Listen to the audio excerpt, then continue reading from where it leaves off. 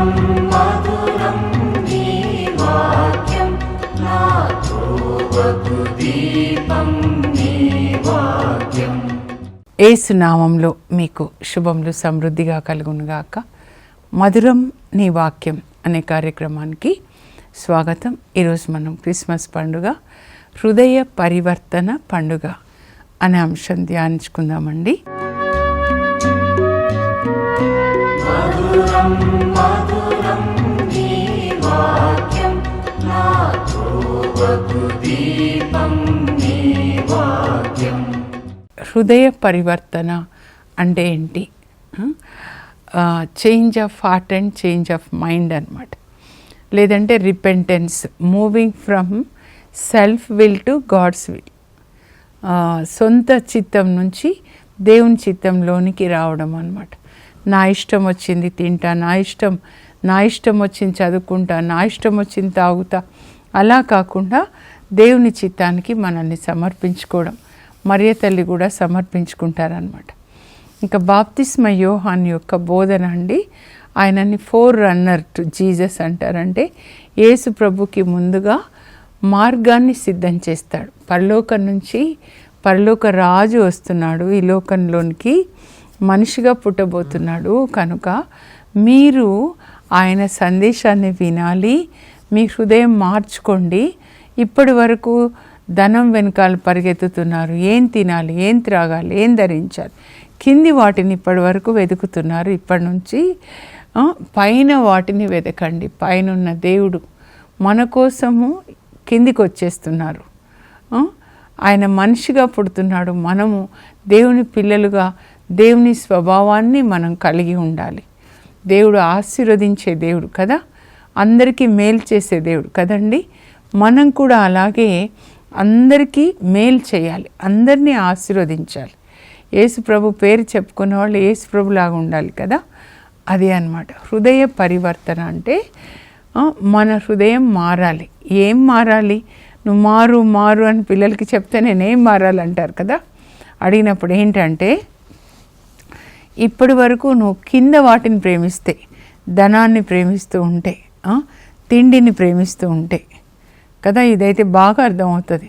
ఎందుకంటే అన్ని ఇంటికే వచ్చేస్తాయండి. ఇప్పుడు హోటల్కి వెళ్ళే అవసరం కూడా లేదు. ఎంత కంఫర్టబుల్ లైఫ్ అన్నమాట. ఎక్కడ చూసినా ఏంటంటే మనిషిని సాతాను తెలియకుండానే మత్తు ఇంజెక్షన్స్ అన్నమాట.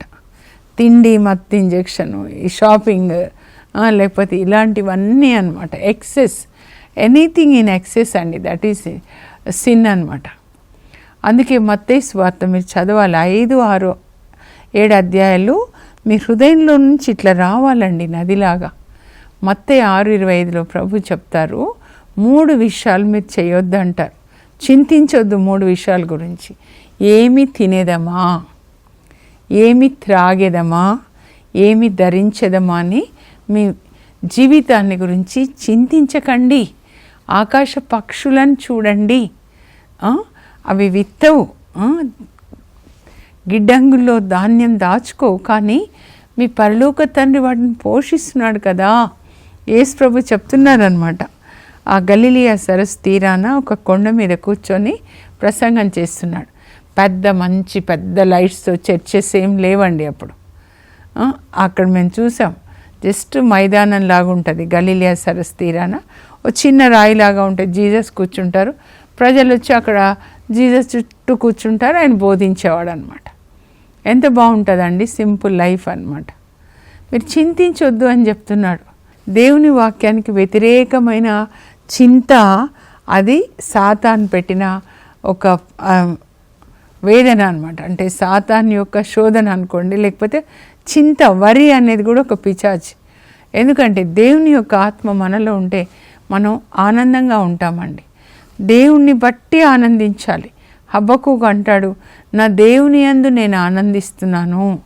ఈ లోకంలో నాకు పంట పండపోయిన, అంజూరపు చెట్టు కాయకుండిన, ద్రాక్ష తీగలు పూయకుండిన, పశువులు, శాలలో పశువులు పిల్లల్ని పెట్టకపోయినా నా దేవుని యందు నేను ఆనందిస్తాను. మన ఆనందము ఈ షాపింగ్లో ఉండకూడదు, భర్తలో పిల్లల్లో ఉండకూడదు. వాళ్ళని మనం తప్పకుండా ప్రేమించాలి, కానీ మనకి సోర్స్ ఏంటంటే దేవుడే అన్నమాట. దేవుడు ఇప్పుడు బావిలో నీళ్ళు ఎట్లా ఊరుతాయో మనలో ఉన్నటువంటి యేసు ప్రభు మనకి ఆనందాన్ని ఇస్తాడు, మనకి ఆరోగ్యం ఇస్తాడు, మనకి సంతోషాన్ని ఇస్తాడు. అది ఒక మనిషి వలన వచ్చేది కాదండి.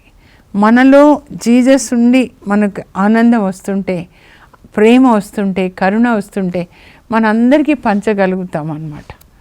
మీరు యెషయా 12వ అధ్యాయంలో 3వ వచనం చదివితే అక్కడ ఏమని రాస్తారంటే, మీరు మీలో ఉన్న బావులలో నుంచి నీళ్ళని చేదుకోండి.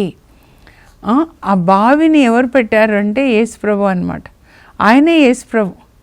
సమార్య స్త్రీతో అంటారు 4వ అధ్యాయంలో, యోహాను 4:14లో, నేనిచ్చు నీరు వాని యందు నిత్య జీవమునకై ఊరడి బుగ్గగా ఉంటుంది. ఇవి నేను కొన్ని దినాలు, సంవత్సరాలు ధ్యానించానండి. యేసుప్రభు ఏం చెప్తున్నారు ఈమెకి అని చెప్పి. బైబిల్ వాక్యం ఈరోజు నేను మీతో పంచుకున్న 28 సంవత్సరాలు ధ్యానిస్తుంటాను. ఏం చెప్తున్నా నాకు అర్థం కావట్లేదు. నేనిచ్చు నీరు, పరిశుద్ధాత్మ, ఈ వాక్యం. బావి ఊహించుకోండి, ఎందుకంటే మాకు బావి ఉండేది ఊర్లో. కొన్నిసార్లు ఇట్లా ఒక జల ఉంటుంది, ఆ నీళ్ళు బావిలో పడతా ఉంటాయి. చూడ్డానికి ఎంత బాగుంటుందో. నేను చిన్నపిల్లగా చూసేదాన్ని అనమాట. అట్లా మనలో నుంచి పరిశుద్ధాత్మ నీరు అనమాట, ఊట, నీటి ఊట జలపడింది. ఆదికాండం 26 చూడండి 19. ఇస్సాకు బావులు తవ్వినప్పుడు జలపడిందంట. మనం కూడా అలా తవ్వుకోవాలన్నమాట. మన హృదయంలో బావి తవ్వాలి. అయితే ఆ బావులలో కొన్నిసార్లు ఏమవుతుందంటే చెత్త వచ్చి చేరుతుంది కదండి. గాలికి వరిగడ్డి అవి ఇవి పడితే అదంతా తీసేస్తారు. తర్వాత పూడికాని తీస్తారనమాట. ఆ రాళ్ళంతా మళ్ళీ చెత్త తీసేస్తే మళ్ళీ నీళ్ళు వస్తూ ఉంటాయి, క్రొత్త నీళ్ళు వస్తాయన్నమాట.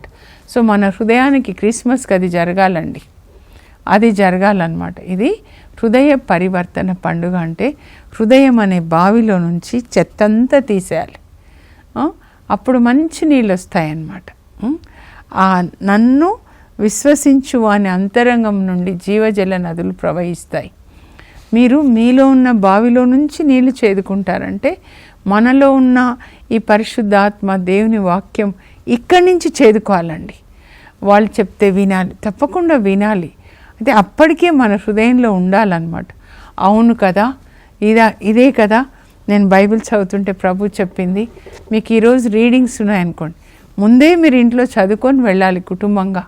రేపటి దినాన ఏం వాక్యం ముందే కుటుంబంగా చదువుకోవాలి, ముందు రోజు రాత్రి ఈవినింగ్, అప్పుడు వెళ్ళాలి. మీ హృదయంలో వాక్యం ఉన్నప్పుడు అక్కడ వాళ్ళు బోధిస్తున్నారు అనుకోండి, అవును ఈ వాక్యం కదా, ఇది కదా అని అలా ఉండాలన్నమాట. లోపల ఏం లేకుండా వెళ్ళకూడదండి. ఎక్కడో వేరే వాళ్ళు చెప్తే మనం వినడము, అంటే వేరే వాళ్ళు చెప్తే వినడం తప్పు కాదు, కానీ ఆల్రెడీ ఈ దేవుని వాక్యము మన హృదయంలో ఉండాలన్నమాట. అది రెండోసారి వినడం అవుతుంది. అప్పుడు ఇంకా మనం బలపరచబడతాం అన్నమాట. అట్లా ఏమి తినేదమా, ఏమి త్రాగేదమా, ఏమి ధరించేదమా అని మీ జీవితాన్ని గురించి చింతించవద్దు. చింత దేవుని నుంచి రాలేదు, సాతానికి చెంది. భయం కానీ రకరకాల తిండిపోతుతనము, త్రాగుబోతుతనము, అసూయ, మాత్సర్యము, గలతీ 5:19 పౌలు రాస్తాడు, వర్గతత్వం, ఇవన్నీ పిచాచులండి. హృదయంలో వాక్యం లేనప్పుడు ఏమవుతాయంటే ఇవి వెళ్ళి లోపల కూర్చుంటాయన్నమాట. హృదయాన్ని మనము శరీరానికి అన్నం పెడుతున్నాం, మట్టిలోకి వెళ్ళిపోతుంది. అప్పుడు మట్టి నుంచే దేవుడు చేశారు కాబట్టి శరీరాన్ని, మట్టి నుంచి వచ్చిన దాంతోనే శరీరాన్ని పోషిస్తాం మనం. అయితే ఆత్మ దేవుడి నుంచి వచ్చింది కదండి. దేవుడు శ్వాసను ఊదారు, మానవుడు జీవాత్మ గలవాడయ్యాడు. ఆదికాండం 2:7 రాయబడి ఉంటుంది. ఆ ఆత్మ దేవుని యొక్క ఆత్మ, ఇది దేవుని ప్రతిరూపం కనుక దేవుని యొక్క వాక్యంతోనే పోషించాలి. కిందది శరీరము మట్టిలోంచి వచ్చింది, మట్టి నుంచి వచ్చిన దాంతో పోషిస్తాం. పైన నుంచి వచ్చిన ఆత్మని, పైనుంచి వచ్చిన వాక్యం మన్నాతోనే పోషించాలి. అది యేసుప్రభు యొక్క వాక్యం అన్నమాట. అయితే ఎంత పోషించినా మనం ఇప్పుడు చూస్తూ ఉంటాం, మీరు అమెరికా వెళ్ళినా ఎక్కడైనా కూడా పిల్లలు, యవనస్తులు చాలా మంచిదండి, చాలా జాగ్రత్తగా ఉంటారు. ఇది తింటే ఎన్ని క్యాలరీస్, ఇంకా ఏంటి, జాగింగ్ చేస్తారు, జిమ్కి వెళ్తారు, చాలా మంచిది. వాళ్ళు ఏదంటే అది తినరనమాట. నేను అనుకుంటాను ఇంత కేర్ తీసుకుంటున్నారు, కానీ శరీరం మనం కాదు, ఇది మనల్ని ఆత్మని మోస్తున్న ఒక మట్టి పాత్ర, మళ్ళీ మట్టిలోకి వెళ్ళిపోతుంది. ఈ శరీరము నువ్వు కాదు, నిన్ను మోస్తున్న ఒక మట్టి కుండ. నీళ్ళ కోసం ఎట్లా అయితే మట్టి కుండ ఉంటుంది, అలా నీవు ఆత్మ, నీ దేవుడు ఆత్మ, నువ్వు ఆత్మ. మరి శరీరం గురించే ఇంత ఒక వెజల్ అన్నమాట. ఇంత జాగ్రత్త పడితే మరి అసలు నువ్వు ఆత్మ, నీ ఆత్మని గురించి నువ్వు ఎంత జాగ్రత్త పడాలి. మరి చనిపోతే మనం శరీరం ఏం చేస్తాము, మట్టిలో పెట్టేస్తాము, ఎందుకంటే మట్టిలోంచి వచ్చింది. ఈ శరీరం ఎరువైపోతుంది. మళ్ళీ ఇంకెందుకు అనవసరంగా దాన్ని పొల్యూషన్ అంతా కట్టి అదంతా డబ్బులు వేస్ట్. దాంతో ఆ మరణించిన వాళ్ళ పేరిట కొంతమందికి అన్నం పెట్టచ్చు, బట్టలు ఇవ్వచ్చు, మనిషి ఆకలి తీర్చొచ్చు కదా అనిపించింది అనమాట. మరి ఈ ఆత్మకి ఆహారం పెట్టాలి. ఆత్మ, మనిషి మరణించాడు అని అంటే శరీరం మట్టిలోకి వెళ్ళడం మరణం కాదండి, దాన్ని మొదటి మరణం అంటారు. కానీ ఆత్మ దేవుని యొక్క వాక్యం లేకుండా శరీరం చెప్పినట్లుగా జీవిస్తూ నరకానికి వెళ్తే ధనికునిలాగా నరకంలో కాలిపోతే దాన్ని మరణం అంటారండి. రెండవ మరణం అంటారు, లేదా మరణం అంటారు అన్నమాట. యేసుప్రభు మాట్లాడిన మరణము జీవము దీని గురించే. ఆత్మ దేవుని యొక్క వాక్యం ప్రకారం యేసుప్రభు బోధించిన రూట్ మ్యాప్ అన్నమాట. మత్తయి 5:6-7 ఆ రూట్ మ్యాప్లో వెళ్ళి పరలోకానికి వెళ్తే, తండ్రితో ఉంటే, నిత్యత్వంలోకి వెళ్తే దాన్ని జీవం అంటారు. నిత్య జీవం అంటే నిత్యము అక్కడ ఉంటాం. నిత్య నరకాగ్ని కూడా నిత్యం అక్కడే ఉంటాం అన్నమాట. భూమి మీద 1000 సంవత్సరాలు అయితే పరలోకంలో దేవునికి ఒక్క రోజుతో సమానం అంట. అంటే నేను ఇప్పుడు 60+ అంటే నేను దేవుని దృష్టిలో 1.5 గంట ఉన్నాను. 20 సంవత్సరాలు అంటే అర్ధ గంట, 40 అంటే గంట, మరి 60 అంటే 1.5 గంట. తర్వాత ఇంకా తెలియదు కదా, రేపు ఉంటామో లేదో కూడా తెలియదు కదండి. మరి ఈ మట్టి శరీరం పరలోకానికి వెళ్ళదు కదండి. 1 కొరింథీ పౌలు రాస్తాడు, రక్త మాంసములు పరలోకానికి వెళ్ళవు. అది ఆత్మల ప్రపంచం. దేవుడు ఆత్మ, మనం కూడా ఆత్మే. మనందరం ఆయన యొక్క ప్రతిరూపాలు అన్నమాట. కనుక మనం అలా ఉండాలి. అయితే హృదయ శుద్ధి అంటే కింది వాటిని కాకుండా దేవుణ్ణి ప్రేమించాలి. ఎలా ప్రేమించాలంటే దేవుని యొక్క వాక్యాన్ని విధేయించడం ద్వారా.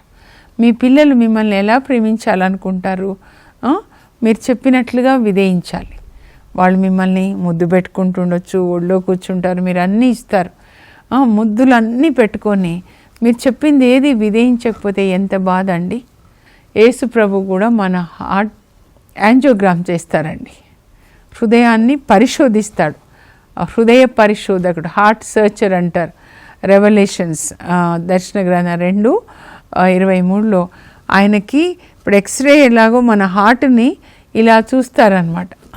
చూసినప్పుడు హృదయంలో మన హృదయంలో ఏం కనబడుతున్నాయి ఆయనకి, ఎక్కడెక్కడ బ్లాక్స్ ఉన్నాయి, ధనాశ అనే ఒక బ్లాక్ ఉందా, త్రాగుడు ఉందా, ఎప్పుడు షాపింగ్ స్పిరిట్ ఉందా, ఈటింగ్ స్పిరిట్ ఉందా, అసూయ ఉందా, కొంతమందికి అసూయ ఉంటుంది, ధనాశ ఉంటుంది కదా, విందులు వినోదాలు, ఎప్పుడు విందులు వినోదాలు, దేవుని పేరిట విందులు వినోదాలు కానీ లేకపోతే కూడా ఇవన్నీ డాక్టర్ చూసి అమ్మా ఇది మీకు స్టెంట్ చేయాలా అని చెప్పారంట.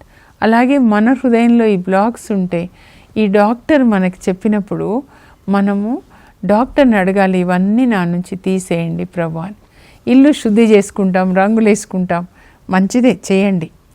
కానీ ఇల్లు ఇది, దేవుడు నివసించే ఇల్లు మన హృదయం అన్నమాట. దేవుడు ఇమ్మానుయేల్ అంటే మనతో ఉన్నాడు. అప్పుడు ఇమ్మానుయేల్గా మనతో ఉన్నారు. ఇప్పుడు పరిశుద్ధాత్మని పంపించి ఇప్పుడు యేసుప్రభే ఆత్మగా మనలో నివసిస్తారు. మనం దేవుని ఆలయంగా ఉండాలి. ఆయన ఏది చూపిస్తారో అది తీసేయండి. నేను కూడా అడుగుతానండి, నాలో కూడా పాపం ఉంది చెప్తున్నాను ప్రభా, ఇది తీసేయండి. కోపం వస్తుంది కొన్నిసార్లు మన్నించడం చాలా కష్టం అనిపిస్తుంది. రకరకాల శోధనలు అనమాట. తిండి, అది కూడా అడుగుతాను, ప్రభా నాకు ఈ తిండిపోతే ఆత్మ నుంచి విడుదల ఇవ్వండి. నాకు ఇదే కావాలని కాదు నాయన, నా శరీరం రోజు సిలువ వేసుకోవాలి. నువ్వు ఎట్లా సిలువ వేసుకున్నావో నేను కూడా సిలువ వేసుకోవాలి. ఇది తినాలి అంటే తిండిపోతు దయ్యాన్ని సిలువ వేయాలి. ఇది త్రాగాలంటే దాన్ని. సోమరితనం, కొంతమంది ఎంత సోమరితనం అండి యవ్వనస్తులు. ఇట్లా అవుతే తర్వాత ఎట్లా అని నేను అనుకుంటాను. సోమరులు పరలోకానికి వెళ్ళరండి. యేసు ప్రభు చెప్తారు, సోమరీ దుష్ట సేవక అంటారు. ఆ తుది తీర్పును మీరు మత్తయి 25 అక్కడ చదివితే ఉంటుందన్నమాట. కష్టపడి పని చేయాలి మనం. హృదయంలో ఏం చూపిస్తారో అవన్నీ నా హృదయంలోంచి తీసేయండి.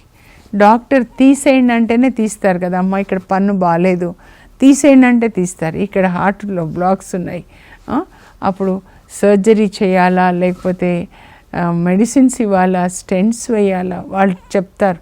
చెప్పినప్పుడు మనం చేయాలి. మీరు దేవునితో బైబిల్ చదువుతూ ఈరోజు చదవండి. గలతీ 5:16 నుంచి 26 వరకు చదవండి. లేదా మత్తయి 15:19 చదవండి. మార్కు సువార్త 7:21. ప్రభు అక్కడంతా చూపిస్తారు. ఇంకా కొలొస్సె 5:3 నుంచి, తర్వాత ఎఫెసీ 5:5 ఏమేమి, ఆ తర్వాత ఫైనల్గా మనిషిని నరకానికి తీసుకొని పోయేవన్నమాట. ఎవరు వెళ్తారు అని ఉంటుంది చివర్లో. ప్రకటన గ్రంథం, దర్శన 21:8. ఇవన్నీ మనలో ఉన్నప్పుడు యేసు ప్రభుని అడగాలి, శుద్ధి చేయండి ప్రభా, తీసేయండి నాలో నుంచి. మీరే తీసేయగలరు ప్రభా. ఆయన మన డాక్టర్ అన్నమాట. మనలో నుంచి అవి తీసేయమంటే ఆయన తీసేస్తారు. తీసేసిన తర్వాత మనల్ని పరిశుద్ధ ఆత్మతో నింపుతారు. గలతీ 5:22, 23. మన లోపల ప్రేమ పోస్తారండి, మంచితనాన్ని పోస్తారు, సహనాన్ని పోస్తారు. ఒక చెట్టు కాయలు కాస్తే ఎంత అందంగా ఉంటుందండి చూడడానికి కదా. సో మనకి హృదయ పరిశోధన యేసు ప్రభు చేసి మనలోంచి అన్నీ తీసేసి ప్రేమతో నింపాలండి, కరుణతో నింపాలి. అప్పుడే ప్రేమమయుడు, కరుణామయుడు ఆయన యేసు మనలో జన్మిస్తారనమాట. అప్పుడు మనం చాలా సెలబ్రేషన్ చేసుకోవచ్చు. ఆ రోజు రావాలి, యేసు మనలో పుట్టాలి. ఆ యేసుని, ఆయన ప్రేమని మన లోకానికి అందించాలి. ప్రార్థన చేసుకుందాం. పరలోకపు మా తండ్రి, మీ పరిశుద్ధ నామమునకు స్తోత్రం కలుగును గాక. మత్తయి సువార్త 3:2 పరలోక రాజ్యం సమీపించింది, హృదయ పరివర్తన చెందండి అన్నాడు బాప్తిస్మ యోహాన్. యేసయ్య మీరే కదా పరలోక రాజు, పరలోకం నుంచి భూలోకానికి వచ్చారు మా హృదయంలో రాజుగా ఉండడానికి. మీరు కూడా అదే చెప్పారు కదా ప్రభా. మార్కు 1:15 కాలము సంపూర్ణమైనది, పరలోక రాజ్యం సమీపించినది, హృదయ పరివర్తన చెంది సువార్తను విశ్వసించండి. మాలో ఏమేమి ఉన్నాయో ప్రభా, మీకు మరి అలసటనిచ్చేవి ప్రభా, అయ్యా మిమ్మల్ని బాధ పెట్టేవి, మీకు అప్రియమైనవి మా హృదయంలోంచి అన్నీ తొలగించండి ప్రభా. ధనాశని, తిండిపోతు దయ్యం, త్రాగుబోతు దయ్యం, సోమరితనం, వర్గతత్వం, అసూయ, గర్వము ప్రభా, అయ్యా ధనాశ అన్నిటినీ కూడా తొలగించి మా హృదయాన్ని శుద్ధి చేయండి యేసయ్య. మా హృదయంలో మీరు జన్మించండి పరిశుద్ధాత్మదేవ. మమ్మల్ని ప్రేమతో, కరుణతో మమ్మల్ని నింపండి యేసు ప్రభా.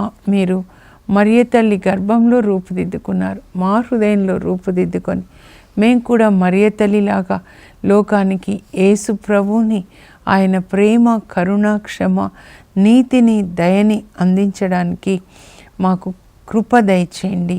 యేసు నామంలో అడుగుచున్నాం తండ్రి, ఆమెన్. మన ఇంటిని ఎట్లా శుద్ధి చేసుకుంటామో అలాగే ముందు మన హృదయాన్ని శుద్ధి చేసుకోవాలి. మనలో యేసు ప్రభు జన్మించాలి. God bless you. Have a blessed day.